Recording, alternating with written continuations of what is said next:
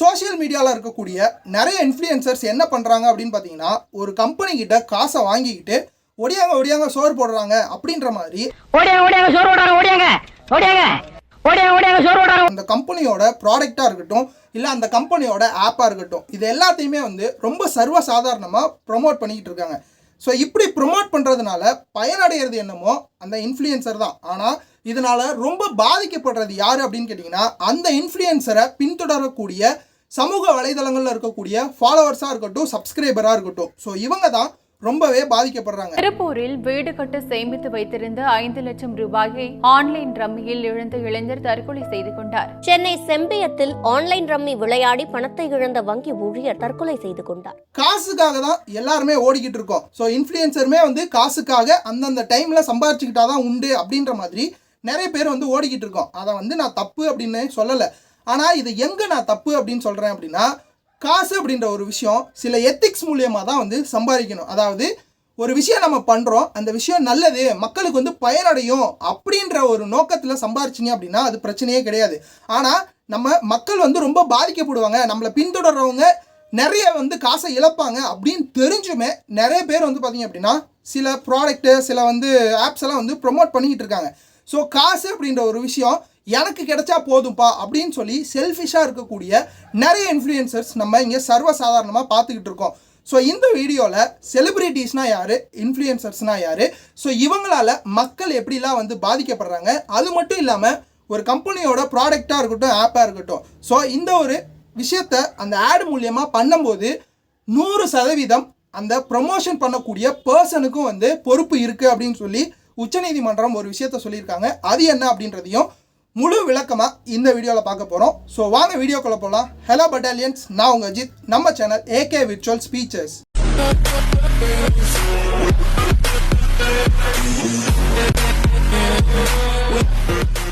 பார்த்தீங்கன்னா ஒரு பெட்டிங் கம்பெனியோட பேரை ஜெஸ்ஸியில் போட்டு வீடியோ பண்ணிட்டு இருப்பாங்க. என்னடா இது அப்படின்னு சொல்லிட்டு பார்த்தா இது எல்லாமே ஒரு பெய்டு ப்ரொமோஷன். அதாவது அந்த கம்பெனியோட காசு வாங்கிட்டு வீடியோ பண்ணியிருப்பாங்க. டிஜிட்டல் மார்க்கெட்டிங் இன்றைய காலகட்டத்தில் இந்தியாவில் மட்டும் கிடையாது, உலகம் ஃபுல்லாகவே பார்த்தீங்க அப்படின்னா இந்த டிஜிட்டல் மார்க்கெட்டிங் அப்படின்ற ஒரு விஷயம் ரொம்ப வளர்ந்துருக்கு அப்படின்னு தான் சொல்லி ஆகணும். ஸோ எந்த அளவுக்கு அப்படின்னு கேட்டிங்கன்னா 30% வளர்ந்துருக்கு அப்படின்னு சொல்லி ஒரு டேட்டா இருக்குது. முன்னாடி காலகட்டத்திலலாம் ஒரு கம்பெனியோட பொருளையோ இல்லை ஒரு கம்பெனியோட ஆப்பையோ இல்லை ஒரு கடையவோ ப்ரொமோட் பண்ணணும், ஒரு ஆடாக கொடுக்கணும், விளம்பரப்படுத்தணும் அப்படின்னா வீடு வீடாக ரோடாக போய் நம்ம நோட்டீஸ் போடுறதா இருக்கட்டும், இல்லை ஆட்டோவில் போய் விளம்பரம் பண்ணுறதா இருக்கட்டும், இல்லை அப்படின்னா வீட்டோட செவுத்தில் போஸ்ட் அடித்து ஒட்டுறதா இருக்கட்டும், இல்லை வீட்டோட செவுத்துலேயே சம் பைசா கொடுத்துட்டு ட்ராப் பண்ணி அவங்களோட மார்க்கெட்டிங் பண்ணுறதா இருக்கட்டும். இந்த மாதிரி தான் மார்க்கெட்டிங் ஸ்ட்ராட்டஜி இருந்துச்சு. ஆனால் இன்றைய காலகட்டத்தில் பார்த்தீங்க அப்படின்னா எல்லார் கையிலுமே இந்த மொபைல் ஃபோன் அப்படின்ற ஒரு விஷயம் வந்துருச்சு.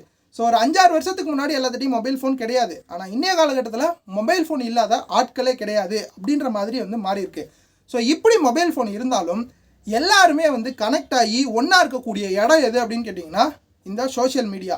இன்ஸ்டாகிராமாக இருக்கட்டும், ஃபேஸ்புக்காக இருக்கட்டும், யூடியூப்பாக இருக்கட்டும். ஸோ இந்த மாதிரி சோஷியல் மீடியாவில் தான் நம்ம எல்லாருமே கனெக்டடாக இருக்கோம். ஸோ இந்த சோஷியல் மீடியாவில் ஏதாவது ஒரு விஷயம் வருது, ஏதாவது ஒரு பிரச்சனை நடக்குது அப்படின்னா நம்ம எல்லாருமே தனித்தனியாக இருந்துட்டு ஒன்றா குரல் கொடுக்கும்போது அந்த பிரச்சனைக்கு ஈஸியாக சொல்யூஷன் அப்படின்ற ஒரு விஷயம் கிடைக்குது. ஸோ இதனால் நம்ம எல்லாருமே ரொம்பவே ஆக்டிவாக இந்த சோஷியல் மீடியாவில் இருந்துகிட்டு இருக்கோம். ஸோ இந்த சோஷியல் மீடியாவில் நிறைய பீப்புள் ஆக்டிவாக இருந்தால் கூட கம்பெனிக்காரங்களாம் என்ன பண்ணிட்டாங்க அப்படின்னா, நமக்கு ஏற்ற இடம் இந்த ஒரு டிஜிட்டல் மீடியா, இந்த ஒரு சோஷியல் மீடியா தான் அப்படின்னு சொல்லிட்டு நிறைய கம்பெனிக்காரங்க என்ன பண்ணுறாங்க அப்படின்னா சோஷியல் மீடியா பர்சன்ஸை ஈஸியாக டார்கெட் பண்ணுறாங்க. முன்னாடிலாம் விளம்பரப்படுத்தணும் அப்படின்னா ஒரு செலிப்ரிட்டிகிட்ட தான் பைசா கொடுத்துட்டு ஒரு விளம்பரத்தில் நடித்து கொடுப்பாங்க. அது மூலியமாக பார்த்தீங்க அப்படின்னா நிறைய காசு கிடைக்கும். இன்னமும் அதே மாதிரி நடந்துகிட்டு இருக்கு. ஆனால் அந்த பர்சன், அதாவது ஒரு செலிப்ரிட்டிக்கு கொடுக்க வேண்டிய காசை இன்ஃப்ளூயன்சர்ஸாக இருக்கக்கூடிய இந்த சோஷியல் மீடியாவில் இருக்கக்கூடிய ஒரு 10 பேர்த்துக்கு தனித்தனியாக பிரித்து கொடுத்துடலாம் அப்படின்னு சொல்லி கம்பெனிக்காரங்க ஒரு முடிவு பண்ணுறாங்க.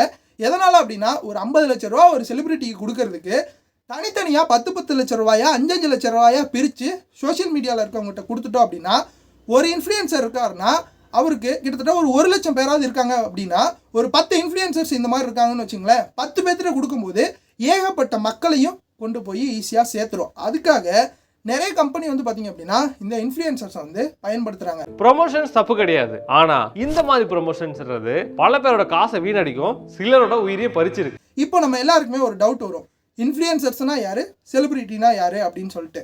இப்போது இன்ஃப்ளூயன்சர்ஸ்னால் யார் அப்படின்னு கேட்டிங்கன்னா ஒரு 4 கேட்டகரியாக வந்து இன்ஃப்ளூயன்சர்ஸாக பிரிக்கலாம். அது எப்படி அப்படின்னு கேட்டிங்கன்னா நானோ கிரியேட்டர், நானோ இன்ஃப்ளூயன்சர் அப்படின்னு கேட்டிங்கன்னா ஒரு 100 ஃபாலோவர்ஸ்லேருந்து ஒரு 10,000 ஃபாலோவர்ஸ் வச்சுருக்கவங்க வந்து பார்த்திங்க அப்படின்னா நானோ இன்ஃப்ளூயன்சர் அப்படின்னு சொல்லலாம். மைக்ரோ இன்ஃப்ளூயன்சர்ஸ்னால் யார் அப்படின்னு கேட்டிங்கன்னா ஒரு 10,000 பேர்த்துலேருந்து ஒரு 1,00,000 பேர் இருக்கிறவங்க மைக்ரோ இன்ஃப்ளூயன்சர். மேக்ரோ இன்ஃப்ளூயன்சர்ஸ்னால் யார் அப்படின்னு கேட்டிங்கன்னா ஒரு 1,00,000லேருந்து 10,00,000 பேர் இருக்கவங்க ஒரு மேக்ரோ. இதுவே மெகா இன்ஃப்ளூயன்சர்ஸ்னால் யார் அப்படின்னு கேட்டிங்கன்னா ஒரு 10,00,000லேருந்து ஒரு 50,00,000 பேர் ஃபாலோவர் வச்சுருக்காங்க அப்படின்னா அவங்க தான் வந்து இந்த மெகா இன்ஃப்ளூயன்சர்ஸ். இப்போது செலிப்ரிட்டினா யார் அப்படின்னு கேட்டிங்கன்னா ஒரு 50,00,000 பேர்த்துக்கு மேலே வந்து ஒரு பர்சனை வந்து எல்லோரும் பின்தொடர்றாங்க, ஃபாலோ பண்ணுறாங்க அப்படின்னா அவங்க தான் வந்து பார்த்திங்க அப்படின்னா ஒரு செலிப்ரிட்டி. ஸோ இந்த மாதிரி தான் வந்து கேட்டகரியாக நம்ம பிரிக்கலாம். இப்போது நம்ம செலிப்ரிட்டிக்கு கொடுக்கறத விட இன்ஃப்ளூயன்சர்ஸ்கிட்ட நிறைய பேர்த்த வந்து டார்கெட் பண்ணி அவங்களுக்கு கொஞ்சம் காசு கொடுத்தா கூட போதும், நிறைய மக்கள்கிட்ட இந்த அட்வர்டைஸ்மெண்ட் அப்படின்ற ஒரு விஷயத்தை ஈஸியாக சேர்த்துருவாங்க அப்படின்னு சொல்லிட்டு கம்பெனிக்காரங்க எல்லாருமே இந்த இன்ஃப்ளூயன்சர்ஸ் வந்து டார்கெட் பண்ணுறாங்க. ஸோ அந்த இன்ஃப்ளூயன்சர்ஸை என்ன பண்ணுறாங்க அப்படின்னா கொஞ்சம் காசை வாங்கிக்கிட்டு நமக்கு காசு வந்தால் போதும் அப்படின்னு சொல்லிட்டு இந்த ஆப்பையாக இருக்கட்டும் ஒரு பொருளையாக இருக்கட்டும் எல்லாத்தையுமே வந்து ஈஸியாக அட்வர்டைஸ்மெண்ட் பண்ணிடுறாங்க. இப்படி பண்ணுறதுனால அதை பின்தொடரக்கூடிய ஃபாலோவர்ஸ் தான் நிறைய பேர் வந்து பாதிக்கிறாங்க. இப்போ ஒரு ஆப்பை நீங்கள் ப்ரொமோட் பண்ணுறதா இருக்கட்டும், இல்லை அப்படின்னா ஒரு பொருளை நீங்கள் ப்ரொமோட் பண்ணுறதா இருக்கட்டும், அது வந்து சரியாக தப்பாக அவங்க கரெக்டாக தான் அதெல்லாம் பண்ணிக்கிட்டு இருக்காங்களா? இப்போ ஒரு ப்ராடக்ட் இருக்குன்னா அது எல்லாமே வந்து ப்ராப்பராக வந்து கவர்மெண்ட் சர்டிஃபிகேட்லாம் வாங்கி தான் பண்ணுறாங்களா அப்படின்றது எதையுமே வந்து இந்த இன்ஃப்ளூயன்சர்ஸ் வந்து கண்டுக்கிறதும் கிடையாது, கேட்குறதும் கிடையாது.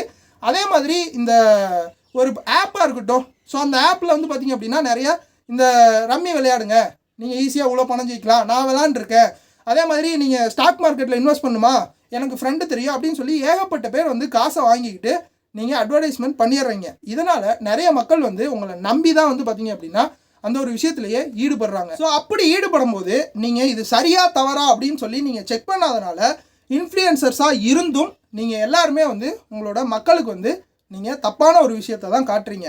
ஏன் அப்படின்னா உங்களை நம்பி தான் வந்து எல்லாருமே வந்து ஃபாலோ பண்ணுறாங்க, நீங்கள் செய்கிறதெல்லாம் கரெக்டாக தான் இருக்கும் அப்படின்னு நினச்சி தான் வந்து நிறைய மக்கள் உங்களை பின்தொடர்றாங்க. ஆனால் நீங்கள் என்ன பண்ணுறீங்க அப்படின்னா காசை வாங்கிக்கிட்டு எது சரியாக இருந்தால் என்ன, எது தப்பாக இருந்தால் என்ன, எனக்கு காசு வந்தால் போதும்பா, யார் எப்படியோ போகிறாங்க, அது அவங்கவுங்க விருப்பம் தானே. ஸோ அப்படின்னு சொல்லிட்டு நிறைய பேர் வந்து நிறைய விஷயங்களை வந்து நீங்கள் ப்ரொமோட் பண்ணிகிட்டு இருக்கீங்க. இன்றைய காலகட்டத்தில் இந்த சோஷியல் மீடியாவில் சம்பாதிக்கிறவங்க எவ்வளோ பீப்புள் இருக்காங்க அப்படின்னு கேட்டிங்கன்னா கிட்டத்தட்ட 1.5 லட்சத்துலேருந்து 2.5 லட்சம் பீப்புள் வந்து பார்த்திங்க அப்படின்னா இந்த சோஷியல் மீடியாவில் ஆட் மூலியமாக சம்பாதிச்சிட்டு இருக்காங்க. இந்தியாவிலேயே கிரியேட்டர்ஸ் அப்படின்னு பார்த்தீங்கன்னா கிட்டத்தட்ட ஒரு 25 லட்சத்துலேருந்து 30 லட்சம் கிரியேட்டர் இருக்காங்க. ஸோ ஈஸியாக வந்து பார்த்திங்க அப்படின்னா கோடிக்கணக்கான மக்களை வந்து நம்ம இந்த ஒரு இன்ஃப்ளூயன்சர்ஸை யூஸ் பண்ணி ஈஸியாக நம்மளோட ப்ராடக்டை கொண்டு சேர்த்துடலாம் அப்படின்னு சொல்லி கம்பெனியும் வந்து பார்த்திங்க அப்படின்னா டார்கெட் பண்ணிடுறாங்க. இப்படி டார்கெட்டான இந்த இன்ஃப்ளூயன்சர்ஸ்லாம் என்ன பண்ணுறாங்க அப்படின்னு பார்த்தீங்கன்னா ஒரு 10,000 ரூபாய் சொற்ப காசுக்காக, ஒரு 20,000 ரூபாய் சொற்ப காசுக்காக இந்த ஆட் அப்படின்ற ஒரு விஷயத்த எல்லாருமே பண்ணுறாங்க. இதனால் வந்து பார்த்திங்க அப்படின்னா உங்களை ஃபாலோ பண்ணுற ஃபாலோவர்ஸ் தான் நிறைய பாதிக்கப்படுறாங்க. இதனால் உச்சநீதிமன்றம் என்ன சொல்லிட்டாங்க அப்படின்னா ஒரு கம்பெனியோடைய பொருளாக இருக்கட்டும், இல்லை ஒரு கம்பெனியோட தயாரிப்பாக இருக்கட்டும், ஸோ எல்லாத்தையுமே நீங்கள் ப்ரொமோட் பண்ணுறீங்க அப்படின்னா முழுக்க 100% அதை ப்ரமோட் பண்ணுற பர்சனுக்கும் வந்து கடமை இருக்குது. ஸோ அதுக்கும் வந்து பொறுப்பு இருக்குது. அவங்களும் வந்து ப்ராப்பராக எல்லாமே சரியாக இருக்கா அப்படின்றத செக் பண்ணணும். அது மட்டும் இல்லாமல் அது மக்கள்கிட்ட கொண்டு போய் சேரும்போது அவங்க எந்த அளவுக்கு வந்து யூஸ் ஆகுறாங்க, எந்த அளவுக்கு வந்து பாதிக்கப்படுறாங்க அப்படின்றதையும் வந்து நீங்கள் தெரிஞ்சுக்கணும் அப்படின்னு சொல்லி உச்சநீதிமன்றம் வந்து இப்போ ஒரு எச்சரிக்கையை விடுத்திருக்கிறாங்க. ஸோ ஒரு பொய்யான ஒரு தகவல்களை வந்து நீங்கள் மக்கள்கிட்ட கொண்டு போய் சேர்க்குறீங்க அப்படின்னா மக்கள் தான் ரொம்ப பாதிக்கப்படுறாங்க அப்படின்னு சொல்லி உச்சநீதிமன்றம் ஒரு வேதனையும் தெரிவிச்சிருக்காங்க. ஸோ ஒரு கம்பெனியில் வந்து பார்த்திங்க அப்படின்னா ஒரு ப்ராடக்ட் தயாராகுது அப்படின்னா அதை கண்டிப்பாக மக்கள்கிட்ட கொண்டு போய் சேர்க்கறதுக்காக தான் அந்த கம்பெனிக்காரங்க விரும்புவாங்க. அதனால தான் அவங்களுக்கு காசும் கிடைக்கும். இதனால் ஒரு கேபிள் டிவியில் போய் அவங்க ஒரு விளம்பரம் பண்ணணும் அப்படின்னா அதில் நிறைய ரூல்ஸ் அண்ட் ரெகுலேஷன்ஸ்லாம் இருக்குது. ஸோ அதெல்லாம் பேஸ் பண்ணி தான் வந்து பார்த்திங்க அப்படின்னா இந்த ஆட் அப்படின்ற ஒரு விஷயம் பண்ணி ஆகணும். ஆனால் சோஷியல் மீடியா அப்படின்ற ஒரு விஷயத்தில் வந்து நிறைய ரூல்ஸ் அண்ட் ரெகுலேஷன்ஸ் இல்லாதனால ஈஸியாக வந்து அந்த ப்ராடக்டை வந்து ஒரு இன்ஃப்ளூயன்சர் மூலியமாக வந்து ஈஸியாக கொண்டு போய் சேர்த்துடலாம் அப்படின்னு சொல்லி கம்பெனி எல்லாமே டார்கெட் பண்ணுறாங்க. அதனால் நமக்கு காசு கிடைச்சா போதும் அப்படின்னு சொல்லி இன்ஃப்ளூயன்சர்ஸ் இல்லாமல் அதில் எவ்வளோ நல்லது இருக்குது, எவ்வளோ கெட்டது இருக்குது அப்படின்றதையும் ஆராய்ஞ்சு பார்க்கணும். அதே சமயத்தில் மக்களாகிய நீங்களும் வந்து பார்த்திங்க அப்படின்னா அந்த இன்ஃப்ளூயன்சர்ஸ் தப்பாக வந்து ஒரு ஆட் பண்ணுறாங்க அப்படின்னா அதை நீங்களும் போய் கேள்வி கேட்கணும். அப்படி கேள்வி கேட்டால் தான் வந்து அவங்களுக்கு சரியாக எது தப்பு எது அப்படின்றதே தெரியும். ஏன் அப்படின்னா ஒரு ஃபாலோவர்ஸ் ஒரு இன்ஃப்ளூயன்சருக்கு வந்து நீங்கள் தான் வந்து சோறு போடுறீங்க. ஸோ நீங்கள் வந்து அவங்கள ஃபாலோ பண்ணலை அப்படின்னா அவங்களாலையும் வந்து சம்பாதிக்க முடியாது. அதனால் ஃபாலோவர்ஸ் ஆகிய நீங்களும் கேள்வி கேட்டு சப்போஸ் அவங்க தப்பாக இருக்காங்க அப்படின்னா நீங்கள் அன்ஃபாலோ பண்ண ஆரம்பிச்சிட்டிங்க அப்படின்னா அந்த இன்ஃப்ளூயன்சர்ஸுக்கும் வந்து பயம் வந்துடும். ஓகே, மக்களுக்கு வந்து நல்லதை கொடுத்தா மட்டும்தான் நம்மளை ஃபாலோ பண்ணுவாங்க அப்படின்ற ஒரு தெளிவு கிடைக்கும். அதுக்கப்புறம் தான் வந்து அவங்களும் திருந்துவாங்க. அதனால் மக்களாகிய ஃபாலோவர்ஸ் ஆகிய நீங்களும் வந்து பார்த்தீங்க அப்படின்னா இதில் பொறுப்போடு இருக்கணும். ஸோ தப்பு பண்ணுற விஷயத்தில் நீங்களும் கேள்வி கேட்டு ஆகவே வேண்டும். ஸோ கண்டிப்பாக கேள்வி கேட்பீங்க அப்படின்னு சொல்லி நானும் நம்புகிறேன். ஸோ எக்ஸாம்பிளுக்கு ஒரு ஆடை வச்சுப்போம். இந்த பூஸ்ட் விளம்பரத்தில் எல்லாருமே பார்த்துருப்போம். தோனியாக இருக்கட்டும், சச்சினாக இருக்கட்டும், அவங்க எல்லாருமே என்ன சொல்லுவாங்க, boost is the my secret of energy அப்படின்னு சொல்லுவாங்க. ஆனால் உண்மையாலுமே சொல்லுங்கள், அந்த பூஸ்ட்டை சாப்பிட்டனால தான் அவங்க எனர்ஜியாக இருக்காங்களா? அதுக்காக எவ்வளோ வந்து அவங்க ஒர்க் அவுட் பண்ணுறாங்க, என்ன மாதிரிலாம் ஃபுட்டு எடுத்துக்கணும் அப்படின்னு சொல்லி எவ்வளோ ப்ரிப்பேராக இருக்காங்க. ஸோ அந்த மாதிரிலாம் இருக்கும்போது தான் அவங்களால ஃபிட்டாக இருக்க முடியுது. ஆனால் ஒன்லி பூஸ்ட்டை மட்டுமே குடிச்சிட்டு அவங்க எனர்ஜியாக இருக்க முடியுதா? இதனால தான் வந்து பார்த்தீங்க அப்படின்னா இந்த ஒரு விஷயத்த நான் சொல்கிறேன். ஸோ பூஸ்ட் மட்டுமே வந்து பார்த்தீங்க அப்படின்னா உங்கள் உடம்புக்கு நல்லது கொடுத்துறாது. அதையும் தாண்டி நிறைய விஷயங்கள் இருக்குது. ஸோ கண்மூடித்தனமாக ஒரு விளம்பரத்தை வந்து நீங்கள் நம்பாதீங்க. உங்கள் இன்ஃப்ளூயன்சர்ஸ் வந்து அதை சொன்னாலும் நீங்கள் நம்பாதீங்க. ஸோ ஒரு கம்பெனி தயாரிக்கக்கூடிய பொருள் வந்து தரமற்றதாவோ இல்லை ஏமாத்துற வகையிலையோ இருந்துச்சு அப்படின்னா அந்த விளம்பரத்தில் நடிக்கக்கூடிய பிரபலமும் வந்து 100% பொறுப்பேற்றுக்கணும் அப்படின்னு சொல்லி உச்சநீதிமன்றம் சொல்லியிருக்காங்க. அதனால் இன்ஃப்ளூயன்சர்ஸாக இருக்கட்டும், செலிபிரிட்டியாக இருக்கட்டும், எல்லாருமே ரொம்ப ஜாக்கிரதையாக இருங்க. எந்த ப்ராடக்ட் சரி, எந்த ப்ராடக்ட் தப்பு, எந்த கம்பெனி சரி, எந்த கம்பெனி தப்பு, எல்லாத்தையுமே ஆராய்ச்சி பண்ணிவிட்டு அதுக்கப்புறம் நீங்கள் ஆடு பிளேஸ் பண்ணால் உங்களுக்கும் நல்லது, உங்களை ஃபாலோ பண்ணுற ஃபாலோவர்ஸுக்கும் நல்லது. ஸோ ஃபைனலாக நான் என்ன சொல்ல வரேன் அப்படின்னு கேட்டிங்கன்னா, இந்த ஒரு சோஷியல் மீடியாவை யூஸ் பண்ணி நம்ம எல்லாருமே ஒரு கம்யூனிட்டியாக வந்து ஒன்றா இருக்கும். ஸோ இந்த கம்யூனிட்டி வந்து ரொம்பவே ஹெல்த்தாக இருந்தால் மட்டும்தான் எல்லாருமே பயனடைவாங்க. அதனால் கண்டிப்பாக இந்த ஒரு கம்யூனிட்டியை, இந்த ஒரு சோஷியல் மீடியாவை ஹெல்த்தாக வச்சுக்க வேண்டியது நம்ம எல்லாருடைய பொறுப்பாக கடமையாக இருந்துகிட்ருக்கு. கண்டிப்பாக இதை செய்வீங்க அப்படின்னு நம்புகிறேன். ஸோ இந்த வீடியோ எப்படி இருந்தது அப்படின்றத கமெண்ட் பாக்ஸில் சொல்லிட்டு இந்த வீடியோவை உங்களோட ஃப்ரெண்ட்ஸ் அண்ட் ஃபேமிலிக்கு ஷேர் பண்ணுங்கள். இந்த மாதிரி வீடியோ வேணும்னா நம்ம சேனலை சப்ஸ்கிரைப் பண்ணுவீங்க அப்படின்னு நம்புகிறேன். So thank you all of you. உண்மையை பேசுவோம், நேர்மையை பேசுவோம். இன்னொரு வீடியோவில் நான் வந்து உங்களை பார்க்குறேன். So bye bye, take care.